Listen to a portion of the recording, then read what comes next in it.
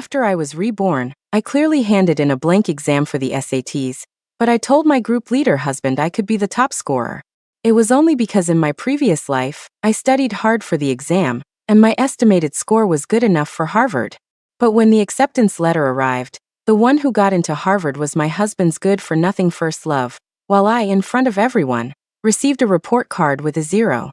My husband yelled at me for being vain, for putting on an act to trick him, and wanted to divorce me on the spot. I desperately explained that it was impossible for me to get a 0. But my husband pulled out a large stack of ruined textbooks, accusing me of being lazy and unmotivated. Even my 5-year-old son pointed at me, saying I often brought different men home. I was judged by everyone and forced to divorce and leave town. His first love, however, was highly sought after as the top scorer, and became a Harvard student. It wasn't until many years later that I ran into his first love walking intimately with my husband and son. They were dressed stylishly, looking at my disheveled self with contempt, their tone mocking. "We still have to thank you for studying so hard back then, so Wendy could become the top scorer." My son also said with a grin, "You ugly woman, I just said a few words, and people thought you were cheating. So stupid." Only then did I realize that my husband had swapped my SAT scores with his first loves and teamed up with our son to slander me. Furious, I wanted to get justice, but they threw me into the river and drowned me. When I woke up again, I was back before the SATs. The bell signaling the end of the SATs rang. I handed in my untouched blank exam paper, packed my stationery, and walked out of the exam hall. Sarah was standing outside with a smug smile, clearly waiting for me. She blocked my way, deliberately raising her voice. "Sue, I heard you studied really hard. Think you can get into college?" My husband, David, stood not far away and walked over, feigning concern. "Sue, how did you do on the exam?" He seemed to be waiting for me outside the exam hall, but his eyes kept glancing towards Sarah. I coldly watched this disgusting pair's silent exchange, clenching my fists. In my previous life, I was full of confidence after the exam and told my husband, David, that I could get into Harvard. But when the acceptance letter arrived, the mailman handed Harvard's acceptance letter to David's first love, Sarah. And after a long wait, all I received was a report card with a 0. David flew into a rage on the spot, cursing me for being vain and lying, daring to boast about getting into Harvard when I had clearly failed. I couldn't believe it and ran to the school to check my scores, but on the record, next to my name, was a glaring 0. My husband became even angrier after seeing it, and even the villagers attending the celebration pointed fingers, saying I was a disgrace. I wanted to show my usual homework and notes to prove that I couldn't have gotten a 0. But David threw out a stack of torn-up textbooks, cursing me for not trying to improve. "These are your textbooks, full of grease stains and doodles, and they're ruined." My 5-year-old son, Anthony David, suddenly pointed at me and shouted, "She often brings different men home when Dad isn't around. I hate her." The crowd instantly erupted, calling me shameless, a cheater, and morally corrupt. David immediately wanted to divorce me, disgustedly shooing me away. I couldn't understand what was happening, and was forced to leave the village overnight. Meanwhile, Sarah was basking in glory, not only becoming the top scorer, but also enrolling in Harvard. It wasn't until many years later that I met them in the city. They looked at me contemptuously. David said mockingly, "Thanks to you studying so hard back then, Wendy was able to become the top scorer." Anthony also grinned and said, "Stupid woman, I just said a few words, and they thought you were cheating on Dad, and you were done for." Only then did I understand that David had swapped my scores with Sarah, and had also conspired with Anthony to frame and slander me. Unwilling to accept this, I wanted to fight for justice for myself, but they pushed me into the river and drowned me. Thinking about my past life's experiences, I wished I could skin them alive and break their bones. Now Sarah was still gloating, her smile confident of victory. David looked at me eagerly, a calculating glint in his eyes. I sneered inwardly but kept my face calm. "Don't worry, I can get into Harvard." The triumphant smiles that instantly appeared on their faces, and David also seemed to congratulate me happily. "I knew you could get in." Looking at their smug expressions, I also curled my lips. "When the results come out, you better be this happy too." After all, I got into Harvard through a special early admission track. I turned in blank papers in the exam hall. David came on his bicycle and looked at me apologetically. "Wendy is an educated youth, and her home is far away. As the group leader, I have an obligation to send her home safely. He said it so righteously, and Sarah immediately showed a grateful expression, looking at him affectionately. I sneered, too lazy to expose them, turned around and left. When I got home, Anthony was sitting on the Kong bed, casually messing with my treasured books. He used to be so nice to me, supporting my college entrance exams. Now that the SATs were over, they all stopped pretending. Seeing me return, Anthony lifted his chin, his expression arrogant. Bad woman, why are you back so late? You're old and married and still taking the SATs, making me miss dinner. I'm starving to death because of you. Hurry up and make me dinner. I walked past him towards the inner room, my tone cold. Figure it out yourself, I'm not cooking. He froze, then screamed, I want egg custard, make it for me now. He rushed over and kicked my stool, wailing loudly, deliberately wiping his snot on the tablecloth. Bad woman, you're not making me food, you're lazy, I don't want you as my mom anymore. David pushed the door open, holding a piece of hibiscus cake wrapped in oil paper. He sternly reprimanded Anthony. How dare you talk to your mom like that? But there was no blame in his eyes. He pushed the pastry towards me. Honey, I bought this especially for you. The oil paper was yellowed, its edges already damp, emitting a faint moldy smell. It was clearly old stock from the supply and marketing cooperative. David, however, didn't seem to care at all, his face beaming with joy. Honey, you got into Harvard. You must be the top scorer, right? I'm going to tell the villagers the good news and celebrate properly. David happily turned and left. For the next few days, he was out early and back late. Many people saw him walking with Sarah. Although on the surface it was an excuse to look after a comrade, a man and a woman together inevitably led to gossip. My neighbor, Mrs. Wong, was chatting with a few friends. Seeing me pass by, she said mysteriously, Sue, you need to pay attention to this. I've seen your man hanging out with a young educated woman these past few days. It's a big problem. You're always cooped up at home saying you're studying for the SATs, you're going to turn into a bookworm. Now someone's even trying to steal your man. I smiled and said nothing. Of course, I knew that David was not only seeing Sarah frequently but also buying her things, spending his salary and allowances on her. But the happier they were now, the harder they would fall in the future. A few days later, David came home, beaming and excitedly saying he was going to throw a celebration party. The acceptance letter will arrive tomorrow. We'll open it at the celebration party and let all the villagers witness it. Looking at David's excited face, I didn't refuse. On the eve of the celebration feast, I heard the sound of tearing paper coming from the room. Walking to the door, I saw Anthony packing my textbooks and notebooks into a bundle to hide them. Then he took out a few other textbooks, scribbled on them, blackened them with charcoal, tore them into pieces, and put them in my desk. As he destroyed them, he muttered, I hate you. You stinky woman, bad woman. It's all your fault for stealing Aunt Wendy's spot. That's why she can't be my mom. Dad said only an educated youth from the city like her can be my mom. A country woman isn't good enough. I stood outside the door, watching him curse me, and suddenly understood that the destroyed textbooks from my previous life were also his doing. After Sarah received her acceptance letter, she also showed off her full notebooks and textbooks, boasting about how hard it was for her to prepare for the exam. I really thought she had secretly studied hard and passed. It turned out that Anthony had given my materials to Sarah, and then framed me with a pile of ruined textbooks. I don't know when it started, but he often mentioned Sarah, was extremely close to her, and became increasingly bossy towards me. Get lost. I want Aunt Sarah to be my mom. Dad said you're a country bumpkin. Aunt Sarah can play the piano, what can you do? David pretended to hit him, and told me not to take a child's words to heart. But behind my back, he told him a man should have his own opinions. There's nothing wrong with wanting an educated mother. I always thought that since he was young he could be taught better, but in the end, I was proven wrong. At dawn, David started preparing for the celebration feast early in the morning. The villagers came with eggs and brown sugar to congratulate us, their faces wreathed in smiles. David stood at the door welcoming guests, telling everyone, when Sue's acceptance letter arrives, I'll treat everyone to drinks. Sarah arrived the latest but was dressed the most eye-catchingly. She wore a brand new dress, her hair permed into fashionable waves. As soon as she entered, she affectionately linked arms with David. Brother David, congratulations. Sue will be a top student at Harvard from now on. I heard she's even the top scorer.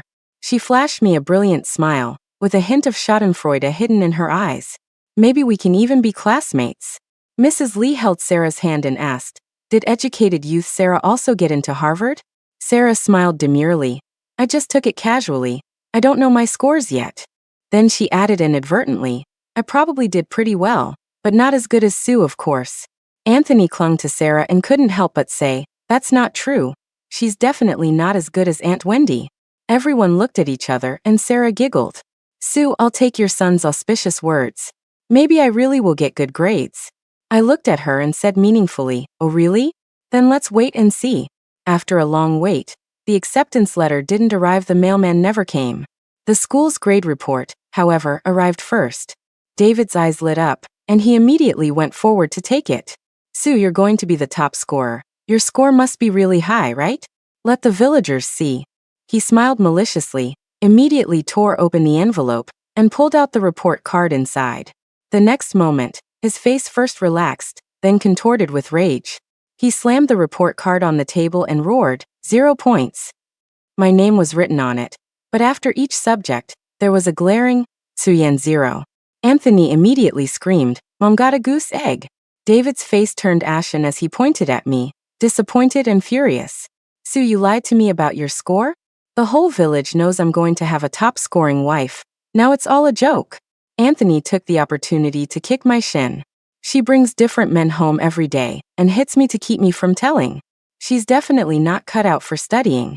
At these words, everyone was shocked and kept accusing me. Sarah rushed forward and pulled Anthony into her arms. "Are you crazy? You abused your own son just to cheat on your husband? Even a vicious tiger doesn't eat its cubs." Her expression was furious as she righteously accused me. Anthony immediately cooperated by wailing loudly, clearly articulating my various crimes. David also looked at his son guiltily. "It's all my fault. I'm usually busy with work and thought Sue could take good care of the child. I didn't expect her to be this kind of person. I must have been blind to marry such a vain and vicious woman like you. You just pretend to study at home every day, don't go to work, don't do any chores, and don't even take care of your son. I thought you'd amount to something with your studies, but in the end it was all just to be lazy." He pointed his finger at my nose, spit flying onto my face. The villagers whispered among themselves, looking at David and his son with pity, comforting them. Group leader David, "Don't blame yourself, it's not your fault. Some people are just rotten to the core. She stays cooped up in her room all day, saying she's studying. Who knows what she's really doing? I could get more than 0 points if I just scribbled a bit. All she does is eat and be lazy. A woman like that should be kicked out of the village." The crowd gradually closed in, their eyes filled with contempt. David watched coldly, a faint smile even playing on his lips. Sarah stood beside David, the two of them watching me being surrounded like they were watching a play. Anthony picked up a clod of dirt from the ground and threw it at me. "You're not my mom, I only want Aunt Sarah." His small face was contorted, his eyes filled with hatred. David reached out and patted his son's head, then turned to me with a cold smile. "Did you hear that? Even your son doesn't want you anymore." The villagers' curses grew louder, and some even started pushing me. Looking at the crowd's indignant and disgusted expressions, I remained calm and said, "Who said I didn't get into Harvard?" David sneered, shaking the report card. "It's written here in black and white, 0 points. Are you dreaming?" The courtyard erupted in laughter. Sarah covered her mouth and chuckled. "Sue, getting a 0 isn't shameful. Why did you have to lie? It looks like only I can go to Harvard." Before I could speak, there was a commotion outside the door. The director of the admissions office rode his bike to the courtyard gate, his face flushed with excitement. "It's here, Harvard's acceptance letter." Sarah's face lit up. She walked over impatiently and said, "Director Lee, you're too kind." David supported her with a pained expression. "Don't be afraid, I'll definitely get justice for you." Director Lee's face turned ashen. "David, as a cadre, you must be responsible for what you say." David stuck his neck out. "What I said is the truth. Sue is a liar." Sarah took the opportunity to lunge forward again. "It's Sue, that bitch, who's behind this. Director Lee, you're engaging in favoritism and fraud." Her hair was disheveled, her eyes bloodshot. She suddenly rushed forward and actually snatched the acceptance letter. Director Lee sternly rebuked. "Nonsense. I'm warning you. Return the acceptance letter immediately. It belongs to Sue." Sarah, however, didn't listen at all. She snatched the acceptance letter and immediately tore it open. However, my name was clearly at the top. Her entire face contorted as she examined it over and over, viciously saying it was impossible. I calmly said, "Even if you stare a hole through it, the name on it won't be yours." Sarah abruptly looked up, her eyes bloodshot. Suddenly, she gave a strange smile and tore the acceptance letter in half. "Sue, why should you be able to go to Harvard? You didn't even take the SATs. You must have pulled some strings." The pieces fluttered to the ground. Director Lee was furious and shouted sternly, "Sarah, you're too outrageous. Not only did you slander other comrades, but you also tore up an acceptance letter. I'm going to discipline you." Sue is a special admission student at Harvard, a special talent. She got in through a legitimate assessment, which is several times harder than the SATs. With Director Lee's explanation, Sarah completely broke down and slumped to the ground. The onlooking villagers pointed fingers at her. So embarrassing, and she's an educated youth from the city too. I didn't expect her to have such a personality, you couldn't tell usually. Sarah's eyes were vacant as she muttered, "Impossible." David hurriedly explained, "Wendy was just momentarily agitated. She didn't mean anything else. Who knows how Sue got admitted? She's morally corrupt, capable of anything, and doesn't deserve to be a Harvard student." David stared at me with cold eyes and sneered, "Sue is lazy and idle at home all day. She doesn't study at all. She doesn't even care if her textbooks are torn. What real talent could she have?" He gave Anthony a look, and his son immediately brought out a pile of tattered textbooks. "Mom ruined all of these." Director Lee frowned as he looked through the books, which were indeed covered in graffiti and tears. David continued, "Sue definitely took the special admission because she couldn't pass the SATs, so she resorted to petty tricks. Who knows what methods she used to get the acceptance letter? Director Lee, I demand a re-examination of Sue's admission qualifications. There's definitely something wrong with her." I chuckled softly, completely unconcerned. David, still excited, looked at me in confusion. "Sue, you're about to die, and you still dare to be so arrogant." I simply said, "These aren't my textbooks." His expression changed slightly. "You still dare to argue?" Anthony saw it with his own eyes. I turned and walked into the house, dragging out a wooden box from under the bed. Opening the box, inside were neatly arranged sets of textbooks, with clear and tidy notes. Anthony's face changed drastically. "Impossible." I clearly. He suddenly shut his mouth, glaring at me resentfully. I said confidently, "These are my notes and textbooks." The ones Anthony brought out were deliberately used by them to slander me. Director Lee picked up my textbooks and examined them carefully, then compared them to the tattered books Anthony had brought out. Indeed, from these notes, one could see how much effort had been put in. The villagers began to whisper, looking at David with suspicion. Mrs. Wong was the first to speak. "Group leader David, this wasn't done right." "Exactly. How can he help outsiders slander his own wife? I told you there was something wrong with their relationship. Just watch." Anthony suddenly shouted, "She's cheating on Dad." I saw it with my own eyes. The courtyard instantly fell silent. I wasn't flustered. I stared at him and coldly retorted, "Oh, who was I cheating with?" Anthony choked, stammered for a long time, and finally blurted out a name. It was Uncle Wong from the village entrance. Rich Wong, who was standing in the crowd, immediately jumped up as if his butt was on fire. "Bullshit. I haven't even spoken to sister-in-law Sue. Stop trying to frame me." Anthony randomly pointed again. It was Leo Lee. Leo Lee's wife immediately grabbed her husband's ear. "You dare?" Leo Lee repeatedly begged for mercy. "Honey, we're together every day. Don't you know I have no connection with Sue at all? It's just the kid talking nonsense." Seeing that the time was right, I looked at Anthony and David with red eyes. "Why did you destroy my textbooks? Why did you slander me for cheating? Fellow villagers, please judge. Why are they trying to harm me like this? I work from dawn till dusk every day, just to send Anthony to school. In the end, this father and son duo teamed up to slander me, and even tried to steal my acceptance letter." I wiped away my tears, and for a moment, everyone sided with me. Director Lee said with a grim face, "Group leader David, you two have gone too far." Anthony suddenly burst into tears. "I want Aunt Sarah to be my mom." This sentence stunned everyone.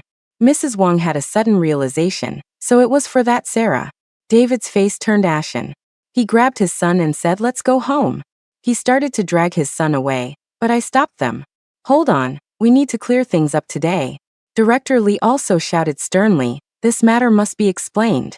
Just then, the sound of a car horn came from the village entrance. The county leader walked into the courtyard with two cadres. Comrade David, someone has reported you for abuse of power and suspicion of SAT cheating. The whole place instantly, report what? I'm innocent, this is slander. The leader said sternly, please come with us and cooperate with the investigation. Anthony hid behind David in fear, wailing. David was still being stubborn, but his legs went weak. No, you have no evidence. Why should you arrest me based on an anonymous letter? The leader produced a file bag. This is the report material. The evidence is conclusive. David's legs gave out, and he nearly knelt on the ground. In the crowd, Sarah's expression also changed, and she quietly shuffled backward. David turned his head and saw her, grabbing her wrist. Wendy, explain for me, I didn't do it. Sarah violently shook off David's hand, panicking. You did it alone, it has nothing to do with me. David stared in disbelief. Wendy. The leader said sternly, please come back with us immediately to be investigated. David suddenly pointed at Sarah. It was her. She instigated all of this. All eyes instantly focused on her, and Sarah jumped up as if scalded. You're framing me. I don't know anything. It has nothing to do with me. David said bitterly, it was Sarah who instigated me to swap Sue's scores with hers, because Sarah didn't prepare for the exam at all. She couldn't get into college, so she wanted to steal the scores of Sue, who did well. Sarah retorted sharply, nonsense, I didn't. Don't I have a 0 on my report card? Her eyes darted around, and she cried, maybe David wanted to persecute me, so he swapped my scores, that's why I got a 0. David trembled with anger, veins bulging on his forehead. It was clearly you pestering me every day to change the scores. David suddenly knelt down, decisively saying, Leader, I confess. He pointed at Sarah. It was Sarah. She threatened me with my son, forcing me to change her grades. If I didn't change them, she would kill my son and wife. If Sue hadn't gotten in through special admission, she would have succeeded. Sarah screamed, You're lying, I didn't. You have no proof. You just want to drag me down with you. The leader frowned and simply waved his hand. All right, neither of you have evidence, so you'll both go for investigation. Comrade Sarah, you also need to cooperate with the investigation. David clung desperately to the doorframe. I'm not going.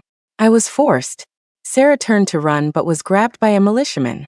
The villagers pointed fingers, someone spat. Neither of them are good, it's dogs biting dogs. The leader waved his hand. Take them away. Sarah struggled, crying, I'm innocent. David rushed over and grabbed me, kneeling on the ground as if clutching a lifeline. Honey, say something for me, give me another chance. I sneered. I wrote the anonymous letter. How could I possibly save him? David, I won't save someone who wants to harm me. I'm filing for divorce from you. From now on, we have no relationship. David's face turned deathly pale. No, I know I was wrong. You can't do this. I don't agree to a divorce.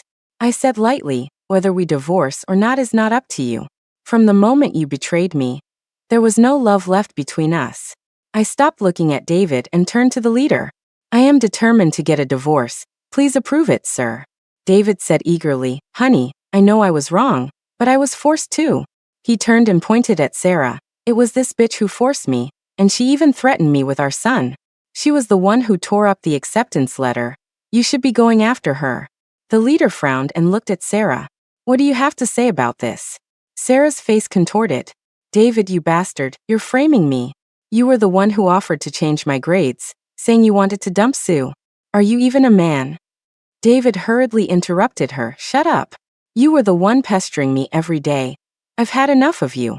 He turned to me, his tone gentle. Honey, I was just confused for a moment. I only love you.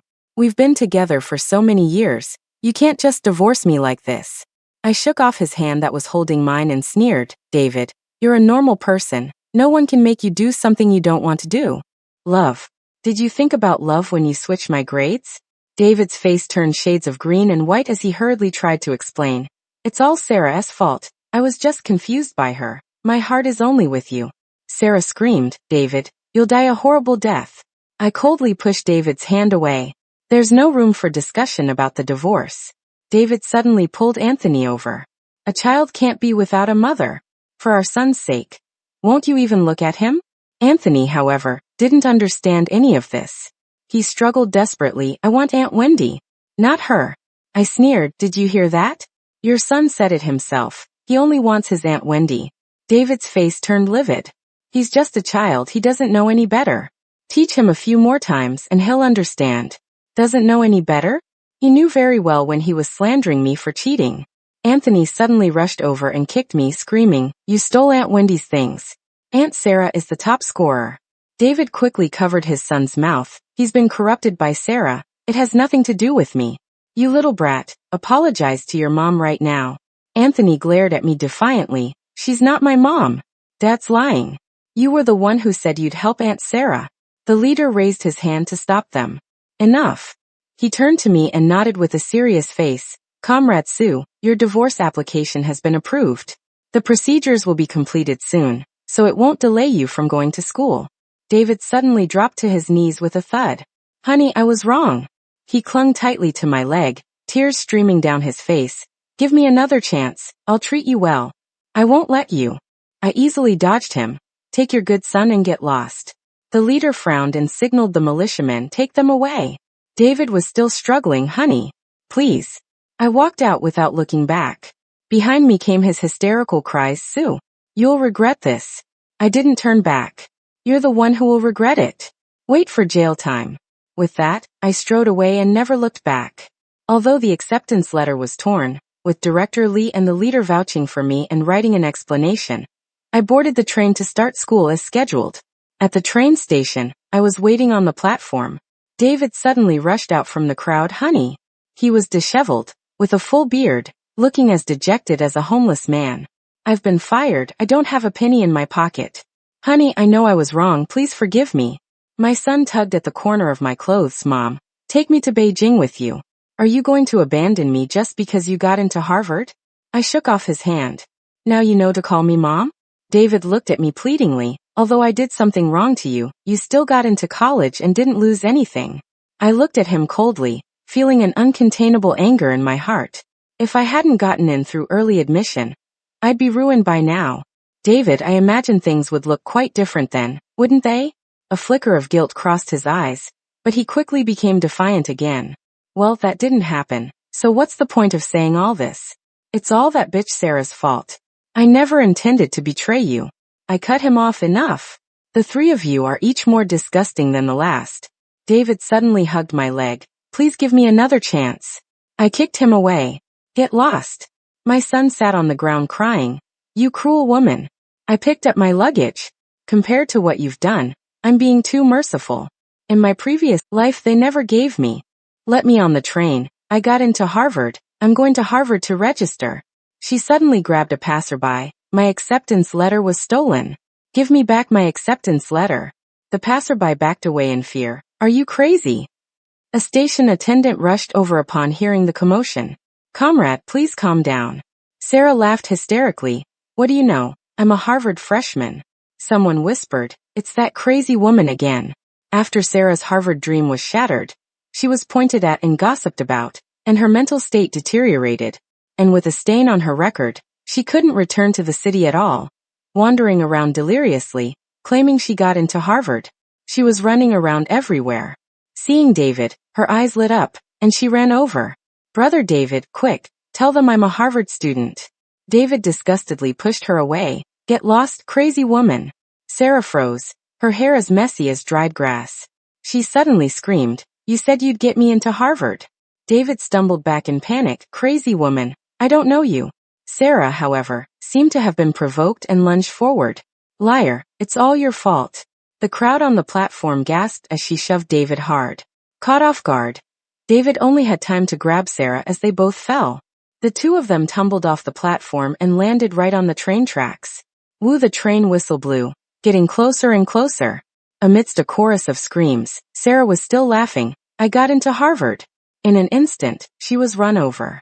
David scrambled away at the first opportunity and luckily survived. But he lost both his legs and could only use a wheelchair. I just watched this scene, lost in the crowd like countless other passers-by, pausing briefly, then quickly leaving.